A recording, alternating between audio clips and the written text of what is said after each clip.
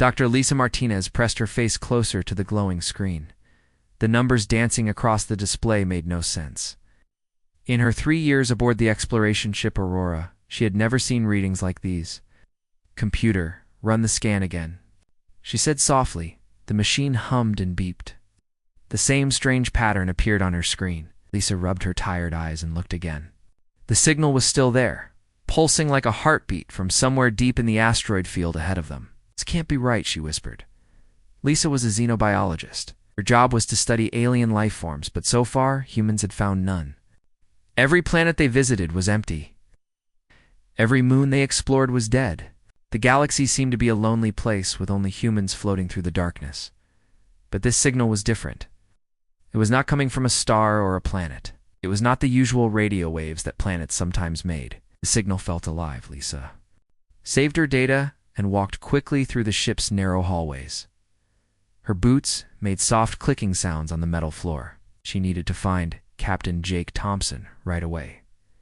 She found him in the ship's dining room, eating his breakfast and reading reports on his tablet. Jake was a good captain, but he did not like surprises. He liked his space travel to be calm and boring. "Captain Thompson," Lisa said, trying to keep her voice steady. "I need to show you something." Jake looked up from his coffee. He saw the excited look in Lisa's eyes and sighed. "What is it this time, Doc? Another interesting rock?" "No, sir. I think I found something that's sending a signal." Jake raised his eyebrows. "A signal? What kind of signal?" "An organic one. It's not coming from any machine I know about. It's like something alive is calling out." Jake set down his coffee cup and followed Lisa back to her lab. The small room was filled with computers and strange scientific equipment. Charts of star systems covered the walls. Lisa pointed to her main screen. "Look at this pattern. See how it pulses. It's not random. There's a rhythm to it, like breathing or a heartbeat." Jake stared at the screen for a long moment. He had been flying through space for 15 years, and he had never seen anything like this. "Where is it coming from?" "The asteroid field about 2 hours ahead of us. The biggest asteroid, actually. The signal is coming from inside it, inside an asteroid." Jake shook his head. "Doesn't make sense. Asteroids are just rocks." "It's not this one," Lisa said firmly. "Captain, I think we need to investigate." Hutch crossed his arms. "Doc, our mission is to map this sector and move on. We're not here to chase mysterious signals. But what if it's important? What if someone needs help?" "Someone. Lisa, there's nobody out here. We're the only humans for 100 light years, and we've never found any other intelligent life." Lisa looked back at her screen. The signal was still pulsing, steady and strong. Something deep in her gut told her this was important. This was the discovery they had all been hoping for. "Captain, what if I'm right? What if there really is someone out there?" Jake was quiet for a moment. He looked at the determination in Lisa's eyes. She was one of the smartest people he had ever met. If she thought this was important, maybe he should listen. "Fine," he said finally. "We'll take a look. But just a quick scan from a safe distance." Lisa smiled. "Thank you, Captain." 2 hours later, the Aurora approached the asteroid field. The asteroids were huge chunks of rock floating in the darkness of space. Some were as big as mountains. Others were as small as houses. They spun slowly as they drifted through the void. The biggest asteroid was the size of a small moon. It was gray and covered with craters, just like all the others. But as they got closer, Lisa's instruments began picking up more details. "Captain," she called from her station, "you need to see this." Jake hurried over to her workstation. The screen showed a detailed scan of the large asteroid. "Look at the internal structure," Lisa said, pointing to the display. "See these patterns? That's not natural rock formation." Jake squinted at the screen. He could see hollow spaces inside the asteroid, connected by what looked like tunnels or corridors. "It looks like ... like a building." "Exactly. Someone built something inside that asteroid." Lieutenant Ben Adams, the ship's communications officer, looked up from his station. "Captain, I'm picking up the signal too. It's much stronger now." "Can you make sense of it?" Jake asked. Ben shook his head.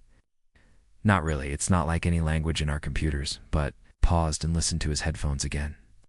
There are some parts that sound familiar, like it's trying to use words we might understand. Lisa felt her heart beating faster. Put it on the speakers. Ben flipped a switch. Strange sounds filled the bridge. It was not quite music and not quite speech, but there was something desperate about it, something that made everyone on the bridge feel sad and worried. "There," Lisa said suddenly. "Did you hear that?" They all listened carefully. The strange alien sounds, they could hear something that sounded like help. A moment later, they heard what might have been dying. "Oh my God," Lisa whispered. "Someone's in trouble." Jake stared at the asteroid on the main screen. His training told him to be careful, to follow safety rules, to report back to Earth before doing anything dangerous. But the sounds coming from the speakers made him think of a person crying out in pain. "Captain," said Helen Park, the ship's engineer, "I'm reading massive structural damage on that asteroid. Whatever's inside, it's not in good shape. Life support systems are failing." "How can you tell?" Jake asked. "The energy readings are dropping. If someone's alive in there, they won't be for much longer." Lisa turned to face the captain. "We have to help them. Lisa, we don't know what's in there. It could be dangerous. Or it could be someone who needs our help. Captain, this might be the first contact with alien life that humanity has ever made. We can't just fly away." Jake looked around the bridge at his crew. They were all staring at him, waiting for his decision. The strange sounds continued to come from the speakers, growing weaker. "Ben, can you get a clearer reading on that signal?" Worked at his station for several minutes. "I'm getting some translation from the computer. It's not perfect, but I think I can make out a few more words. Like what? Help dying alone. ... Double." Ben paused. "And something that might mean child or cub." Lisa felt her heart sink. "There's a child in there." Jake closed his eyes for a moment. He thought about his own daughter back on Earth. What would he want someone to do if she were trapped and dying somewhere in space? "All right," he said finally. "We'll attempt a rescue, but we do this carefully. Full environmental suits, armed security team, and we retreat at the first sign of danger." Lisa nodded quickly. "Yes, sir. Thank you." Don't know what we're getting ourselves into. As the Aurora moved closer to the mysterious asteroid, Lisa prepared her equipment. She had no idea what they would find inside, but she knew they had to try. Someone out there was calling for help, and she could not ignore that call. The adventure of a lifetime was about to begin. Lisa's hands shook as she put on her environmental suit. The thick white suit would protect her from the dangerous vacuum of space, but it also made her feel clumsy and slow. Behind her, Captain Thompson and 3 security officers were getting ready for the rescue mission. "Remember, we go in quick and careful," Jake said over the radio. "If anything looks dangerous, we get out immediately." Lisa nodded, but her mind was focused on the sounds they had heard. Someone was dying in that asteroid, and there might be a child with them. She could not stop thinking about how scared they must be. The Aurora's shuttle bay doors opened with a loud mechanical noise. Lisa and the rescue team climbed into a small transport ship called the Falcon. Lieutenant Helen Park would fly them to the asteroid while staying in radio contact with the Aurora. "Launching in 30 seconds, Helen," announced. Lisa looked out the small window as they left the Aurora behind. The asteroid field stretched out in all directions, dark rocks floating silently in space. The biggest asteroid grew larger as they approached it. There, Helen pointed to a section of the asteroid that looked different from the rest. "The scanners show an opening in the surface. Looks like some kind of docking port." As they got closer, Lisa could see that the opening was not natural. It was perfectly round and smooth, clearly made by intelligent beings. Strange symbols were carved around the edges. "Those markings don't match anything in our databases," said Sergeant Carl Lopez, the head of the security team. Helen carefully guided the Falcon into the opening. They found themselves in a large chamber filled with breathable air. Emergency. Lights flickered along the walls, casting strange shadows everywhere. "Life support is working, but barely," Helen reported. "Air is good to breathe, but the power systems are failing." They opened the shuttle doors and stepped out into the alien structure. Lisa immediately noticed how different everything looked. The walls were made of some kind of crystal material that seemed to glow softly. The ceiling arched high above them, covered with patterns that looked almost like writing. "Stay close together," Jake ordered. "Lisa, which way is the signal coming?" Lisa checked her handheld scanner. "This way, Captain. The signal is stronger toward the center of the structure." They walked through corridors that were clearly not made for humans. The doorways were much taller than necessary, and everything seemed built for creatures that were larger than people. Their footsteps echoed strangely in the empty halls. "Look." At this, Sergeant Lopez called out. He was examining strange panels on the walls. "Some kind of control system, but I can't figure out how it works." Lisa was not interested in the technology. She was focused on following the distress signal.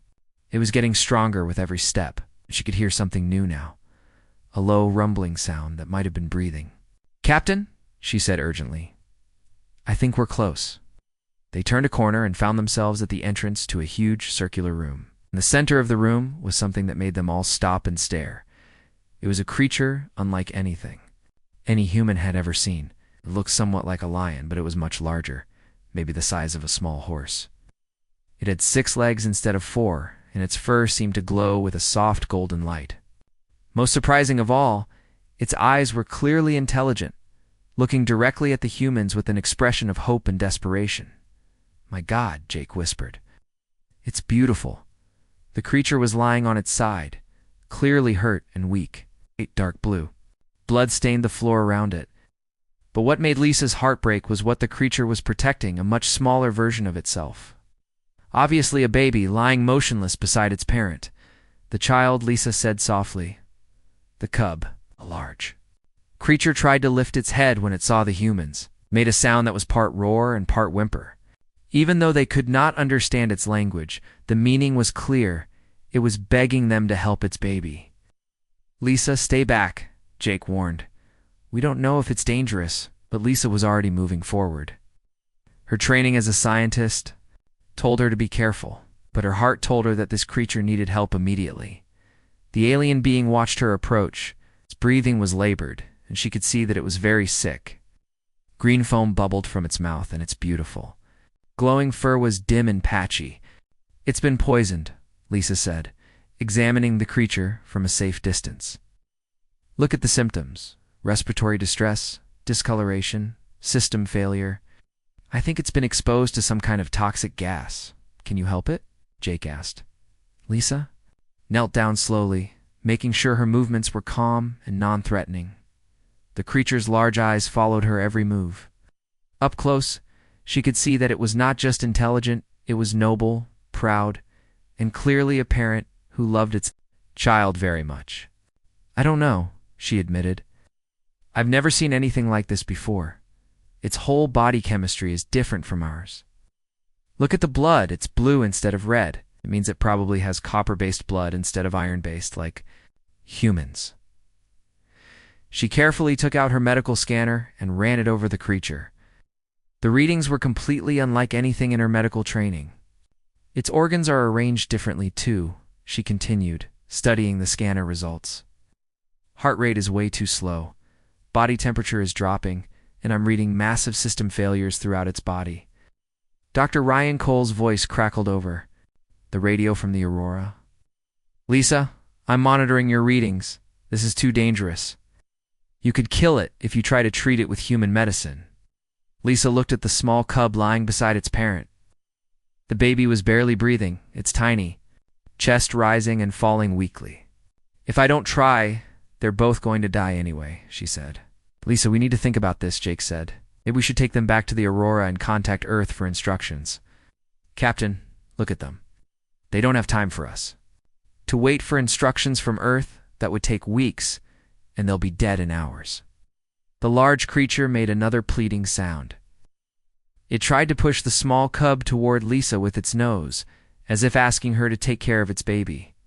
Lisa felt tears forming in her eyes. She had dedicated her life to studying alien life, hoping someday to help other species. Now she had her chance, but she might kill them instead of saving them. "Dr. Cole," she said over the radio, "what's your medical opinion?" "My opinion is that we're dealing with completely unknown biology. Any treatment we try could be fatal.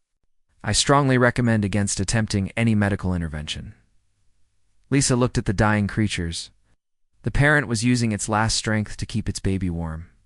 She thought about her own family back on Earth, about how her mother had taken care of her when she was sick, as a child. I have to try, she said finally. Lisa? No, Jake said firmly. It's too risky. Captain, with respect, I'm the only xenobiologist. On this ship, this is my decision to make. She opened her medical kit and began pulling out supplies. Her hands were steady now, her mind focused on the task ahead. If I'm going to do this, I need to work fast. Sergeant Lopez, I need you to help me move them to a cleaner area. Helen, can you get back to the shuttle and bring the portable medical equipment, Lisa? Jake said quietly. Are you sure about this? Lisa looked at the alien parent's eyes one more time. In them, she saw something that was the same in every intelligent species, the love of a parent for their child. Yes, Captain. I'm sure. The most important medical procedure in human history was about to begin. Lisa worked for 18 hours straight without stopping. Her back ached, and her eyes burned from staring at medical equipment, but she did not rest. The alien creatures needed her help, and she would not give up on them. The large alien, who she had started thinking of as the father, was getting stronger. His breathing was more normal now, and the blue blood had stopped flowing from his wounds. Lisa had figured out how to clean his blood using a modified human dialysis machine. It was dangerous and experimental, but it worked. The small cub was responding to treatment too. Lisa had created a special breathing mixture that seemed to help both creatures. She had also given them fluids that were similar to human blood plasma, but adjusted for their copper-based biology. How are they doing? Doc, Captain Thompson asked as he entered the medical bay. Lisa looked up from her scanner readings. Much better. The father's vital signs are almost normal now. The cub is still weak, but she's breathing on her own again. I'm pretty sure the cub is female. Her bone structure is slightly different from her father's. Jake looked at the two aliens sleeping peacefully on the medical beds Lisa had rigged up for them. They did not look so frightening now. The father's fur was glowing brighter, and the cub was making small, purring sounds as she slept. You saved them, Jake said quietly. We're not out of danger yet. I still don't understand their biology completely. But yes, I think they're going to live. As if hearing their conversation, the father alien opened his large golden eyes, looked directly at Lisa, and made a sound that was clearly meant to be friendly. Then something amazing happened. Pictures began forming in Lisa's mind. Not words or sounds, but actual images, like watching a movie inside her head. She saw herself working to save them, saw the cub getting better, saw the father's gratitude and relief. Captain, Lisa said, her voice shaking with excitement. I think he's communicating with me telepathically. What do you mean? I'm seeing images in my mind. He's showing me what happened to them, how they got hurt. The images came faster now. Lisa saw a great ship traveling through space, much larger and more advanced than any human vessel. She saw the ship getting caught in a cloud of poisonous gas from a dying star. She saw the crew getting sick and dying, and the father trying desperately to save his daughter. Their ship was damaged, Lisa explained to Jake as the images continued. They had to hide inside this asteroid to escape the toxic cloud, but their life support systems were failing. He's been keeping his daughter alive for days, using his own life force. More images flowed into Lisa's mind. She saw the father's name, Zethkar, and learned that he was not just any member of his species. He was important, a leader of some kind. Jake, Lisa whispered. I don't think you're going to believe this. What now? He's showing me his home world, his people. They're not just another alien species. They're old, Jake. Really old and powerful. The images showed Lisa a magnificent planet covered with crystal cities and floating gardens. She saw thousands of beings like Zethkar, all golden and proud and obviously very advanced. Their technology was far beyond anything humans had ever imagined. They're called the Carvani, Lisa said, translating the images she was receiving. And they've been watching us. Watching us? You mean watching Earth? For hundreds of years. They know all about humans, Jake. They've been studying us, trying to decide if we're ready for contact. Captain Thompson sat down heavily in a chair. This is ... This is huge, Lisa. This changes everything. The images in Lisa's mind shifted to show her something that made her gasp. She saw human colonies, human ships, all being watched by invisible Carvani vessels. The Carvani had been protecting human space travelers from dangers they never even knew existed. They've been protecting us, she said in amazement. There are hostile aliens out there, things that would destroy human colonies for fun. Carvani have been keeping them away. Zethkar made another sound, and new images appeared. Lisa saw the Carvani Council, a group of the most important leaders of their species. They were debating something important, whether or not to make contact with humanity. They've been arguing about us for decades, Lisa explained. Some of them think humans are too young and violent. Others think we have potential. What kind of potential? Lisa saw images of human doctors saving lives, human soldiers protecting the innocent, human parents caring for their children. She saw acts of kindness and courage from all over human space. They think we have something special, she said softly. Something they've lost. What? Compassion? The ability to help others even when it's dangerous or difficult. They're warriors, Jake. Proud and strong, but they've forgotten how to be gentle. Zethkar struggled to sit up on his medical bed. He looked directly at Lisa and spoke in his own language. The ship's computer had been working to translate his speech, and now words appeared on the screen nearby. Thank you, small healer. You have given my daughter life. Yes. You have given my people hope. Lisa felt tears in her eyes. You're welcome. Any parent would have done the same thing. Zethkar made a sound that might have been laughter. No, small healer. Not any parent. Not even all Carvani would have risked so much for strangers. This is why my people need yours. What do you mean? Images flowed into Lisa's mind. She saw the Carvani facing a terrible problem. Their species was dying out slowly, not from disease, but from something worse. They were losing their ability to care for each other. They had become so focused on being strong and proud that they had forgotten how to be kind. My people are warriors. Zethkar's translated words appeared on the screen. For 1,000 years, we have been the strongest species in this part of the galaxy. But strength without mercy becomes cruelty. Pride without compassion becomes hatred. Lisa began to understand. You need to learn from humans. Yes, we have watched your species face impossible odds and still choose to help others. We have seen human mothers adopt alien children from destroyed worlds. We have seen human doctors risk their lives to treat enemy soldiers. This is a strength we have forgotten. Captain Thompson leaned forward. What are you saying? Zethkar looked at both humans. I am saying that the Carvani Council must know what happened here. They must know that a human female risked her life to save strangers, that she worked for hours to heal those she had never met before. Will they want to make contact with Earth? Jake asked. More than that, Zethkar replied. They will want to form an alliance. The Carvani have technology. And military power? Humans have something more precious. The wisdom to use power with kindness. Lisa felt overwhelmed by what she was hearing. Her simple decision to help a dying alien was about to change the relationship between two entire species. There is more, Zethkar continued. My daughter is not just any cub. She carries genetic material that could save our entire species from extinction. By saving her, you have saved the future of the Carvani people. The small cub opened her eyes and looked at Lisa, even though she was just a baby. Her eyes held the same intelligence as her father's. She made a small chirping sound that somehow conveyed gratitude and affection. She likes you, Zethkar said, and Lisa could hear warmth in his translated words. In our culture, this means you are now family. Lisa reached out carefully and touched the cub's soft, glowing fur. The baby alien purred contentedly. What happens now? Lisa asked. Zethkar's eyes grew serious. Now, small healer, you have made history. The galaxy will never be the same. As if to prove his point, the ship's communication system suddenly came alive with incoming signals from deep space. The Carvani were calling, and they wanted to talk?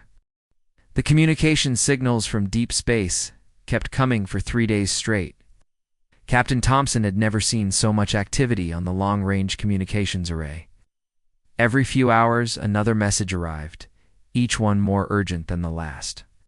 Captain, Lieutenant Ben Adams called from his station. We're getting another transmission. This one's different. It's coming from Earth. Jake hurried over to the communications console. Put it through. The voice of Admiral Karen White, the head of Earth's Space Exploration Command, filled the bridge. She sounded stressed and confused. Aurora, this is Command. We need an immediate report on your first contact situation. We're getting reports from our deep space monitoring stations about massive alien fleet movements. Is this related to your rescue mission? Jake looked at Lisa, who was standing nearby, holding the small Carvani cub. The baby alien had bonded with Lisa completely and refused to leave her side. Even Zethkar seemed amused by his daughter's attachment to the human woman. Command, this is Captain Thompson. Yes, the fleet movements are connected to our situation. We need to speak with the highest levels of government immediately. Captain, you don't understand. We're tracking over 200 alien vessels headed toward human space. Some of our military commanders think we're being invaded. Lisa stepped forward. Admiral White, this is Dr. Martinez. The fleet movements are not hostile. The Carvani are coming to meet with us. The who? It's the alien species we rescued. They want to form an alliance with humanity. There was a long silence from Earth. Finally, Admiral White spoke again. Dr. Martinez, did you just say they want an alliance? Yes, ma'am. And Admiral, you need to know they're not just any alien species. They're one of the most powerful civilizations in the galaxy. Over the next several hours, Lisa and Captain Thompson explained everything to Earth Command.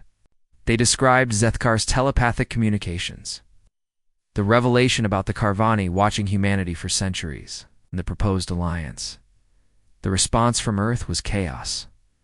Emergency meetings were called. Scientists argued with military leaders. Politicians demanded answers that nobody had. But while Earth's leaders debated, the Carvani fleet continued its approach toward human space. Within a week, the first Carvani ships appeared at the edge of the solar system. Lisa watched the approaching vessels on the Aurora's main screen. They were beautiful and terrifying at the same time, massive crystalline structures that seemed to be made of the same glowing material as the asteroid where they had found Zethkar. Each ship was larger than the biggest human space station. Magnificent, Lisa whispered, said single quotes. Cap, who was now fully recovered and standing beside her, made a sound of pride. The warships of my people. Each one carries 1,000 warriors, and enough firepower to destroy a moon. Captain Thompson looked nervous. They're all coming to meet us because of what Lisa did. Because of what Lisa represents, Zethkar corrected. She has proven that humans possess the qualities my people need to survive. The first official contact between the Carvani and human government happened 3 days later. Lisa found herself in the middle of the most important diplomatic meeting in human history. The main Carvani ship sent a shuttle to the Aurora. When the shuttle doors opened, 3 massive Carvani warriors stepped out. They were even more impressive than Zethkar. Taller, stronger, with fur that glowed like golden fire. But they moved with the careful grace of beings who could be gentle. Despite their obvious power, the leader of the group approached Lisa directly. Through the translation system, his words appeared on screens around the room. I am War Leader Tethmar. Of the Carvani High Council, are the healer called Lisa Martinez. That was not a question. Lisa nodded, still holding Zethkar's cub in her arms. Yes, I am. The council has sent me to speak with your leaders. But first, I must speak with you. With me? Why?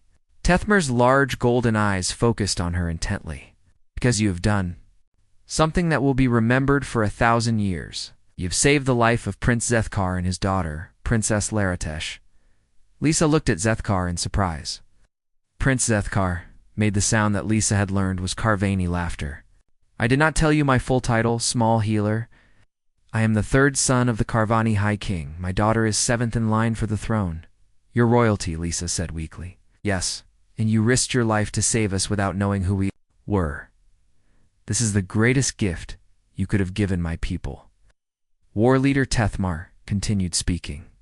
Dr. Martinez, the High Council has voted. We wish to offer humanity a formal alliance. In exchange for your knowledge of healing and compassion, we will share our technology and offer our protection. The negotiations that followed were unlike anything in human history. The Carvani were not interested in talking to Earth's politicians or military leaders. They wanted to speak with doctors, teachers, and social workers, the humans who dedicated their lives to helping others.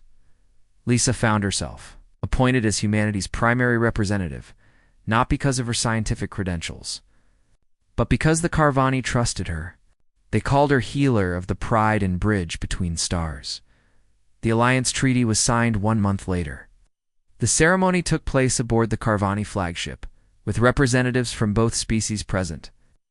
Lisa stood between the human delegation and the Carvani High Council, still carrying little Laratesh, who had become her constant companion.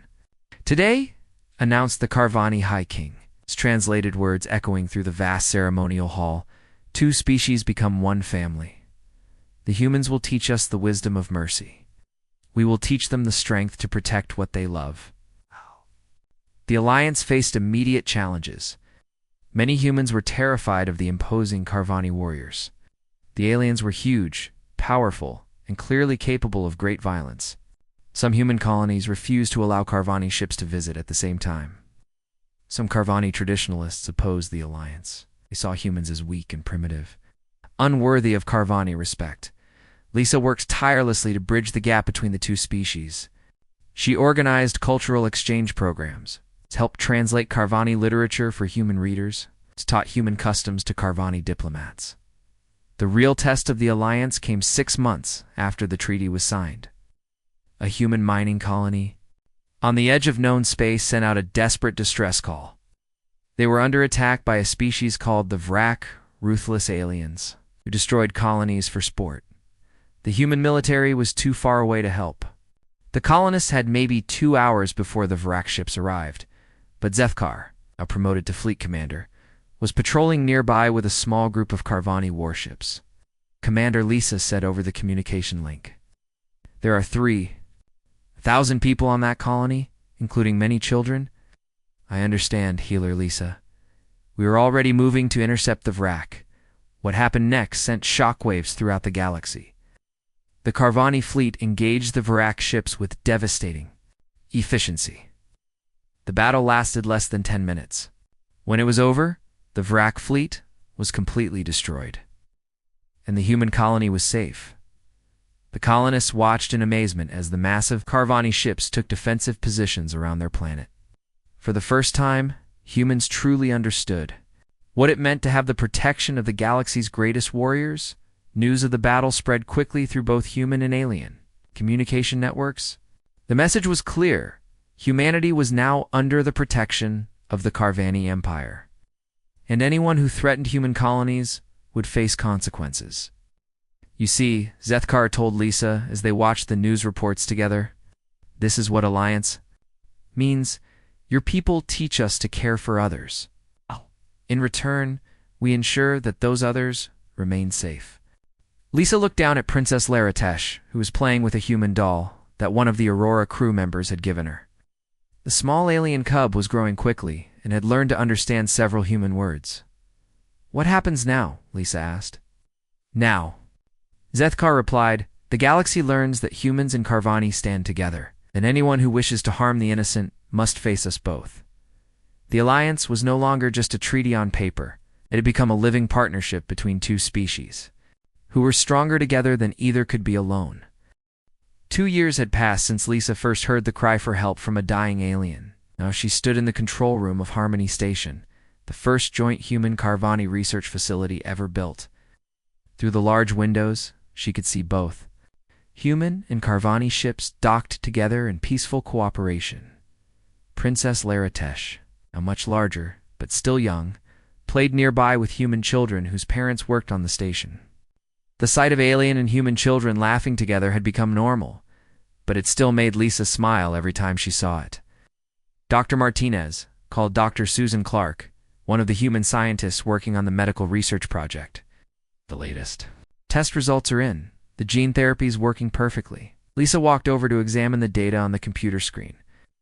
For the past year, human and Carvani scientists had been working together to solve the genetic problem that was killing the Carvani species. The solution had come from combining human medical knowledge with Carvani biotechnology. 90% success rate, Lisa read from the screen. That's incredible. Better than incredible, said Veltar, a Carvani scientist who had become Lisa's close friend and research partner. This treatment will save my people from extinction. The medical breakthrough was just one of many successes that had come from the Alliance. Human engineers learned to build ships using Carvani crystal technology, making them faster and stronger than ever before. Carvani warriors learned human tactics that emphasized protecting civilians, making them more effective peacekeepers. But the most important change was harder to measure. Both species were learning from each other in ways that went beyond technology and medicine. Lisa, Princess Laratesh, called in her careful English. The young Carvani had learned to speak human languages fluently, though she still preferred to communicate through telepathic images when she was excited or upset. Yes, little princess. Will you come to my naming ceremony next month? Lisa knelt down to the young alien's eye level. Of course I will. I wouldn't miss it for anything. When Carvani culture, young members of the royal family received their adult names when they turned 3 years old. Laratesh would be the first Carvani princess to have humans attend her ceremony. The symbolism was important to both species. Captain Thompson, promoted to admiral and serving as the military liaison for the Alliance, entered the control room with a serious expression on his face. Lisa, we need to talk, he said quietly. They walked to a private office where they could speak without being overheard. Jake closed the door and activated the privacy shield. What's wrong? Lisa asked. We've received intelligence reports about a new threat. There's a hostile alien empire called the Zorthok moving into this sector of the galaxy. They destroy entire planets for resources and take survivors as slaves. Lisa felt a chill run down her spine. How big of a threat are we talking about? Big. Their fleet has over 1,000 warships, and they've already destroyed 6 civilizations in the past year. Intelligence suggests they're headed toward human and Carvani space. What does the Carvani High Council say? Jake smiled grimly. That's why I needed to talk to you. They want you at the Emergency War Council. Me, I'm not a military strategist.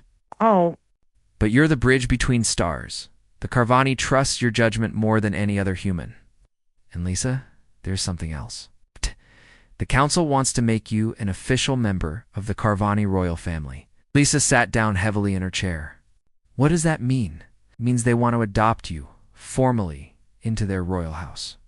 You would become Princess Laratesh's official guardian and gain a voice in all major Carvani decisions. The idea was overwhelming. 2 years ago, she had been a simple scientist studying alien life forms. Now she was being asked to help lead one of the most powerful civilizations in the galaxy. I need time to think about this, she said. Unfortunately, we don't have time. The War Council meets tomorrow, and the Zorthok fleet will reach the outer colonies in 3 weeks. That evening, Lisa walked through the station's recreation area. Human and Carvani families were spending time together, sharing meals and stories. Children of both species played games that combined elements from both cultures. She found Zethkar in the meditation garden, a quiet space designed to help both humans and Carvani relax. He was sitting beside a small pond, watching fish swim lazily through the clear water. You're a troubled healer, Lisa, he said without looking up. Lisa sat down beside him. Jake told me about the adoption offer and about the Zorthok. 2 great honors and 1 great danger. Yes. I can understand why you are concerned, Zethkar. I'm just one person. How can I help make decisions for an entire species? The Carvani. Prince turned his golden eyes toward her. Do you remember what you told me when you first began treating Laratesh and me? I said I had to try, even if I might fail. Exactly. You did not let fear of failure stop you from doing what was right. This is why my people want you as family. This is why the galaxy needs you to speak for both our species. Lisa looked at the peaceful scene around them. What if I make the wrong decision?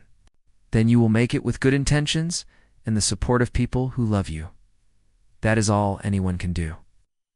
The War Council meeting was held the next day in the Great Hall of the Carvani flagship. Representatives from both species gathered around a massive holographic display showing the movement of the Zorthok fleet. Their strategy is simple, explained General Martinez, one of the human military leaders. They overwhelm their targets with superior numbers and firepower. Once they control a system, they strip it of all resources and move on. War leader Tethmar studied the display carefully. Our combined fleets are powerful, but we are outnumbered 3-1. A direct confrontation would be costly. What if we don't fight them directly? Lisa asked. Everyone in the room turned to look at her. What do you mean? Asked the Carvani High King. Lisa stood up and moved closer to the holographic display. The Zorthok succeed because they attack isolated targets.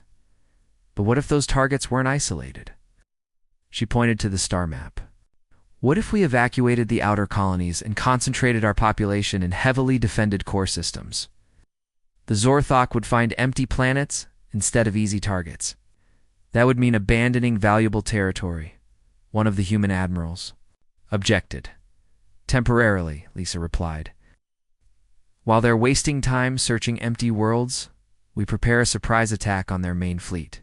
Zethkar leaned forward with interest. You're suggesting we use their aggression against them? Exactly. We make them think they're winning, then hit them when they're scattered and off guard. The strategy session continued for hours. Military experts from both species refined Lisa's basic idea into a detailed battle plan. It was risky, but it offered hope of victory without massive casualties. As the meeting ended, the Carvani High King approached Lisa directly. Dr. Martinez, the council has made its decision. We would be honored if you would accept adoption into the Royal House of Carvani. Lisa looked around the room at the faces of her friends and colleagues. She saw hope in their eyes, and trust, and something that looked like family. I accept, she said quietly. The ceremony was brief, but meaningful. According to Carvani tradition, Lisa placed her hand on Princess Laratesh's head and spoke the ancient words that made them officially family. From that moment on, she was not just a human diplomat, she was a Carvani royal.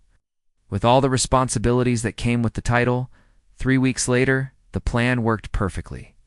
The Zorthok fleet found empty colonies instead of easy targets. While they searched fruitlessly for victims, the combined human Carvani fleet struck at their main base, destroying their command ships and scattering their forces. The victory sent a message throughout the galaxy. The alliance between humans and Carvani was not just a political agreement. It was a true partnership that could face any threat.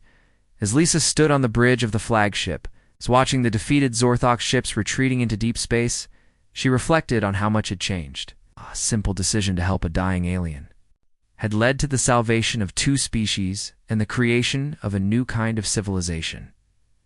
Princess Larat, now officially her daughter, stood beside her looking out at the stars.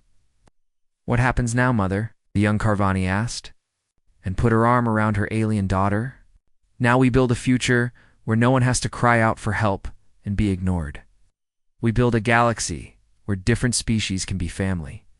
In the distance, human and Carvani ships flew together toward home, toward a future that was brighter than either species could have imagined alone.